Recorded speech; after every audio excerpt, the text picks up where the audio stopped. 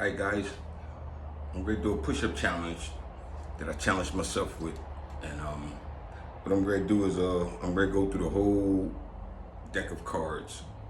And I'm going to do push-ups through the whole deck.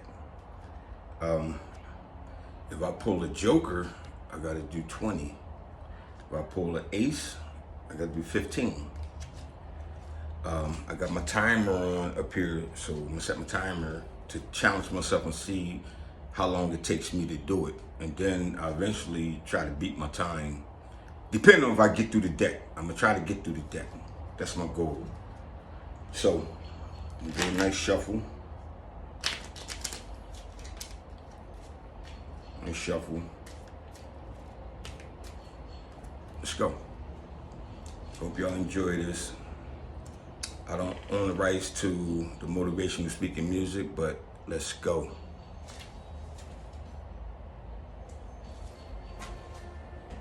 My dear friend, listen to me. If you're watching this right now, it's not by accident.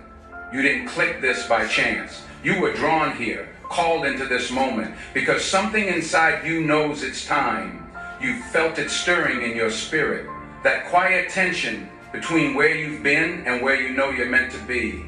You've been asking God for a sign, and here it is. You are not forgotten. You are not overlooked. God has been walking with you, guarding you, sending help before you even knew you needed it. This isn't just another message. Forgot to start my This is a divine interruption.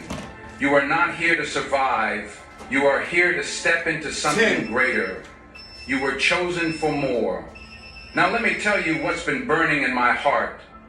Don't waste the angel God sent ahead of you. God has made promises to protect you, to prepare you, and to position you. He's gone before you. He's cleared the path. He's held back battles you didn't even know were forming. He's been shaping your strength in silence, but there is one thing He won't do for you. He will not possess the land for you. That step is yours. That decision is yours. The promise is ready. The help is in place. But God will not force you into freedom. He invites you. The same way He invited His people in Exodus. He gave them everything they needed, even sent an angel to guard them, but they had to move. And many didn't. They stopped short, not because God failed, but because fear won. King. Don't let that be your story. Don't waste the protection. Don't ignore the preparation. Don't miss the positioning. The place is ready when you are. 7.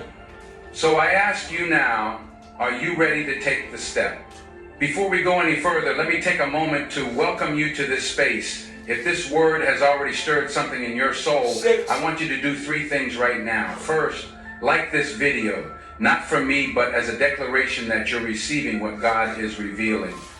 Second, hit that subscribe button. Join us as we build 6. a strong family of faith, marching toward 30,000 voices aligned in truth, hope, and purpose. Third, drop 777 in the comments below.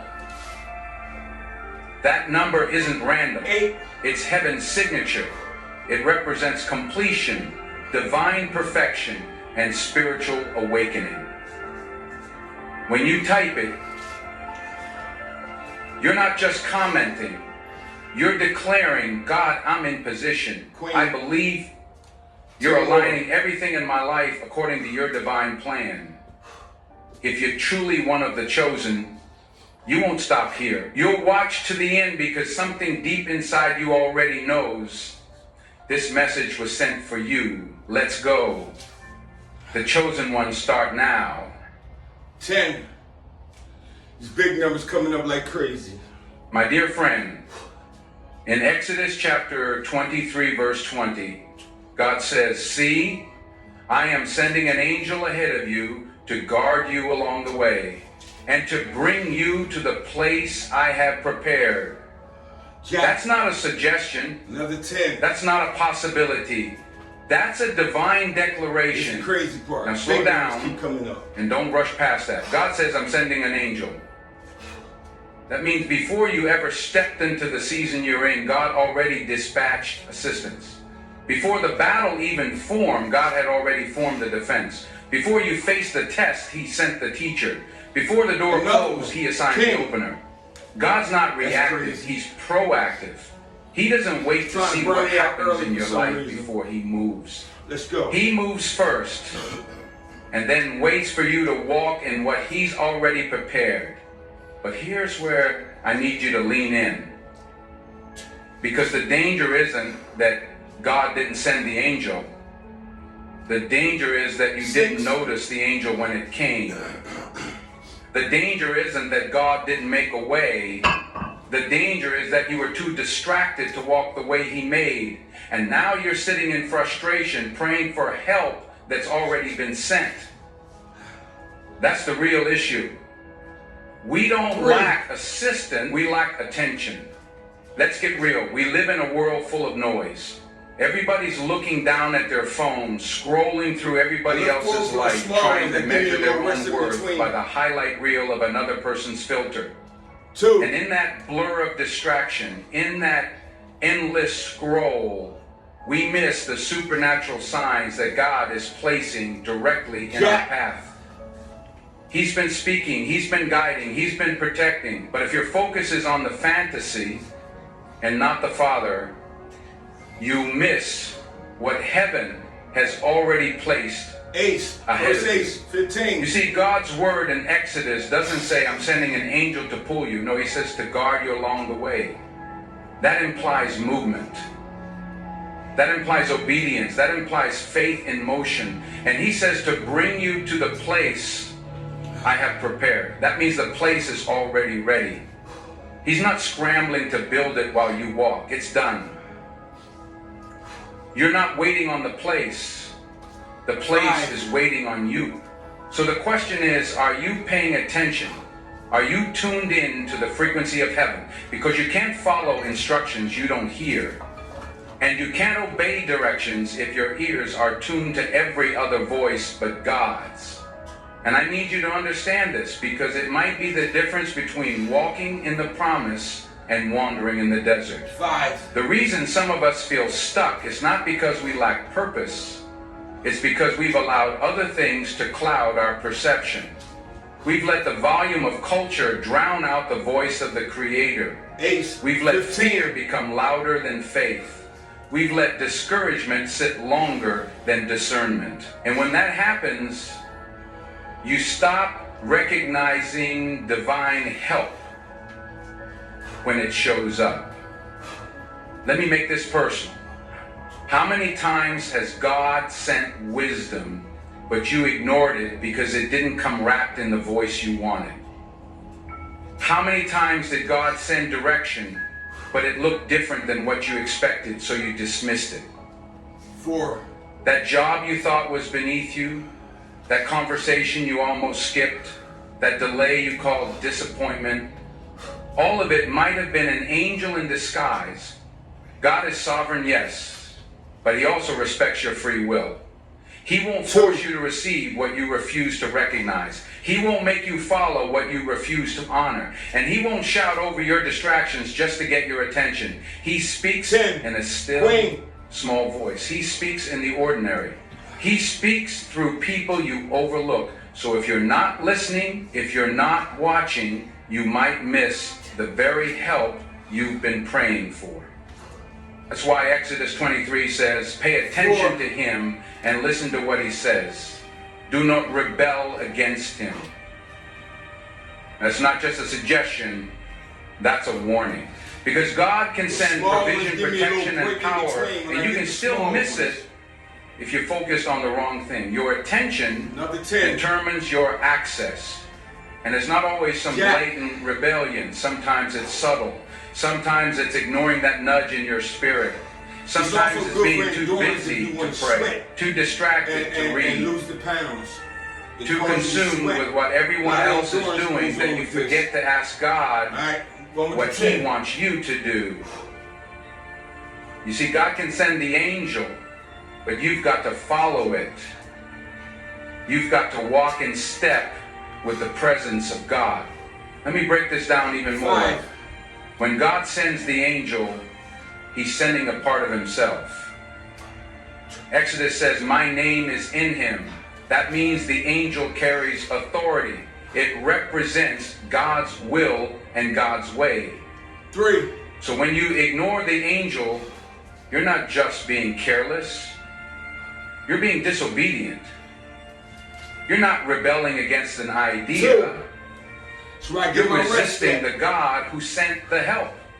Now here's where it gets real personal. I've had moments in my life, 8. dark moments, confusing moments, where I thought I was alone. I thought God had left me. But looking back, I can see the fingerprints of grace all over the path. I can see the closed doors that were actually protection. I can see the disappointments that were actually divine appointments. That was the angel. I didn't recognize it at the time, but it was there. God doesn't always send help the way you imagine. It might not be bright lights and thunder from the sky. Sometimes it's a friend who speaks life into you at the right moment. 10. Sometimes it's a sermon you weren't planning to hear. Same time you're doing Sometimes it's a delay that frustrates you only to save you. God is creative, and his angels are often camouflaged. So the real question I want to leave with you is this. What has God already sent that you've been overlooking? I got 10 to go. What guidance have you ignored because it didn't come packaged in the way you wanted? And how much longer are you willing to wander simply because you won't focus? The promise still stands. The angel is still ahead. But it's up to you to recognize the moment. It's up to you to obey. And that obedience starts with attention. So let me go. So maybe the breakthrough you're praying for isn't being delayed. Maybe it's already in motion and God is waiting on you to notice it. Maybe the clarity you're desperate for has already been spoken, but you were listening to the wrong voice. Maybe the door you thought was closed is actually open, but you're facing the wrong direction. God says, I have prepared the place. That means it's ready. He's done his part. He's positioned the help. He's protected the path. But he will not possess the land for you. You've got to take the step. You've got to walk with eyes wide open, ears tuned in, and hearts surrendered. Halfway through the deck. Because the angel is ahead, but the choice is yours. I got a 3. And I want to challenge you right now, not with fear, but with faith. Stop waiting for some louder sign. Stop asking for another confirmation. The fact that you're here, listening, breathing, and being stirred by this message, 2. That is your sign. That is your angel right now calling you forward. So don't 9. waste it. Don't let this moment slip. Don't let what God has sent be discarded because you were too distracted to receive it. Focus, obey, walk. Because the place is prepared. 6. The angel is ahead. And your destiny is waiting. You've been praying for movement. You've been asking for more. But maybe, just maybe, heaven has already moved. And now it's your turn. Don't miss what God has already set in motion. The angel is on assignment. Are you? Beloved chosen ones, I can assure you that you don't get a great assignment from God without also receiving divine assistance. But let's be clear. Just because you're favored doesn't mean it'll be easy. Just because God called you doesn't mean you won't face resistance. Help from heaven is real, but it isn't automatic. Favor will open the door, but obedience is what walks you through it. God's protection always comes with a condition, and that condition is called obedience. That condition is called cooperation. God doesn't pour his power into places with no purpose. He doesn't sign angels to idle dreams. He doesn't send heavenly backup to people who won't move. He sends protection when you step into purpose. The moment you begin to walk in what he's called you to, the moment you stop waiting and start trusting, that's when help arrives.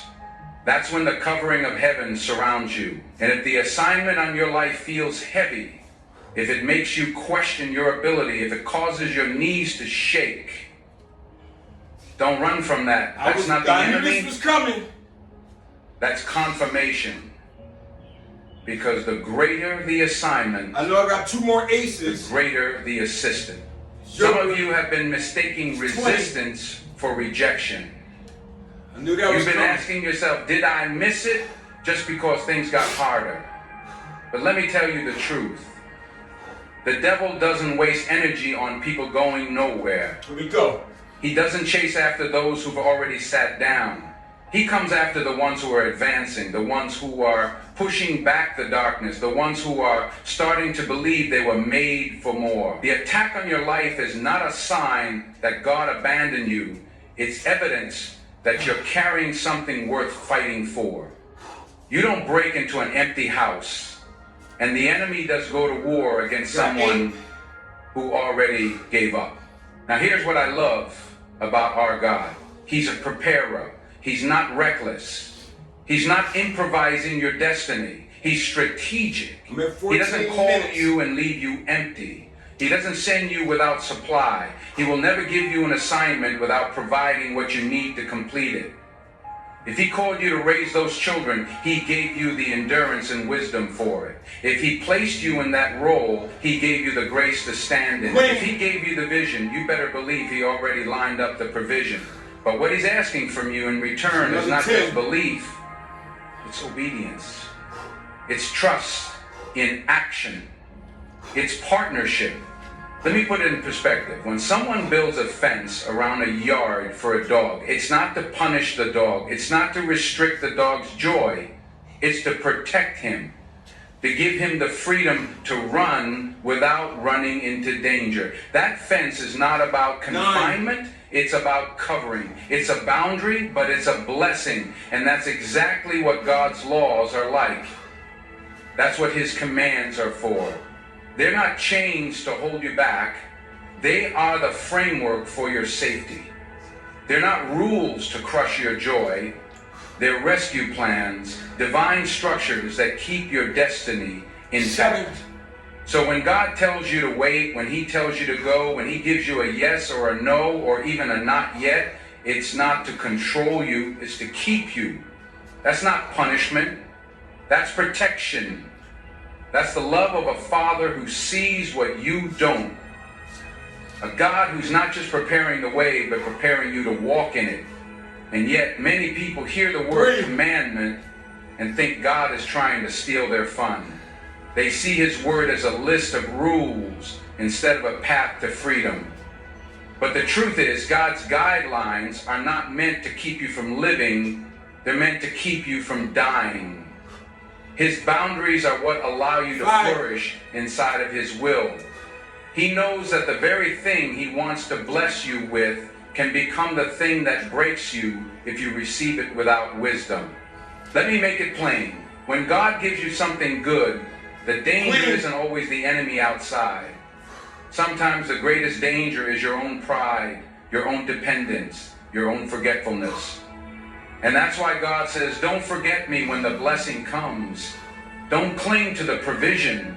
Stay connected to the provider.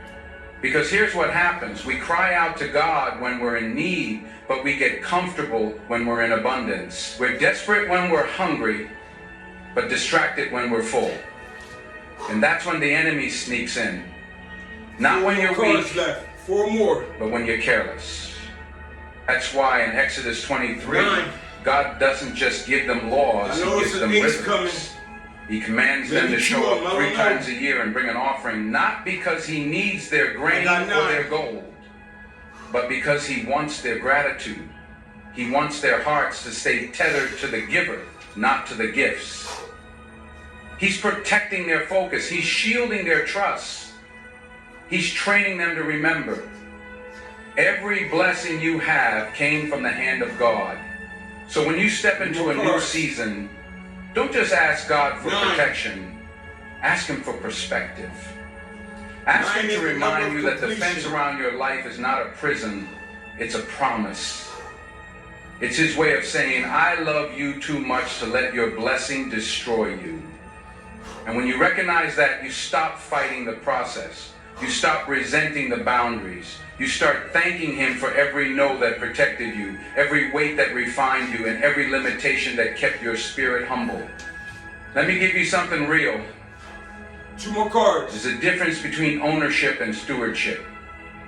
And sometimes God delays possession so he can teach you stewardship. I knew it. He doesn't want to give you a land 15. you're not ready to manage. He doesn't want to place you in a position that your character can't sustain. So he protects you not only from what's ahead, but from what's already in you that hasn't been surrendered yet. That's 15. real grace. See, most people don't realize this, but grace isn't just about getting what you don't deserve. It's about being kept from what you're not yet ready for. And that's why the partnership matters. That's why obedience matters.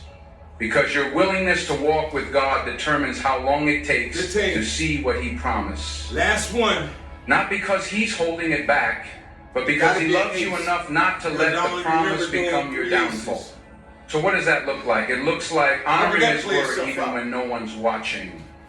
It looks like giving even when it stretches you. It looks like showing up in prayer even when you feel dry. It looks like trusting that every command he gives is coated in love and every limitation he sets is a setup for longevity. Ace of Heart. The people of Israel were given laws not to burden them, but to build them. Last one. Into a nation, into a community, into people who reflected God's character. And the same is true for you. You want to be used by God? You want to carry the weight of purpose? Then you've got to submit to the process of preparation. 15. You've got to understand that obedience isn't bondage. It's training for greater freedom. You've got to embrace that every not yet is actually a get ready. Because God is not just trying to get you to the promise. He's trying to prepare you so that when you get there, you can stay. Now let me say something to those of you who are in a season of... You see how I'm sweating like crazy? I went through the whole deck. And I did 20 minutes, 20 seconds of me going through the whole deck. It's a great workout. It's fun, it's challenging. I encourage anybody, if you want to get into this push-up thing to help build endurance, help build stamina, whatever you need, strength, the push-ups is the way to go. So all you gotta do is push-ups. And this just adds on to the challenge to use the cards and then do push-ups with the cards. It just challenges you and it pushes you to strive to something that you feel as though you can't do or that you try to avoid. And it pushes you and forces you to go all in and all out. Thanks for tuning in. And that's just the beginning of the cards. It's 4 different suits. And next one I'm gonna do 4 different workouts with the suits. Diamonds, wide, incline, and decline as I draw the cards. It's another challenge that I'm gonna go through, but I enjoyed it. Thanks for your time. Thanks for tuning in. And I hope this motivates somebody to say, let me go do something. Let's go.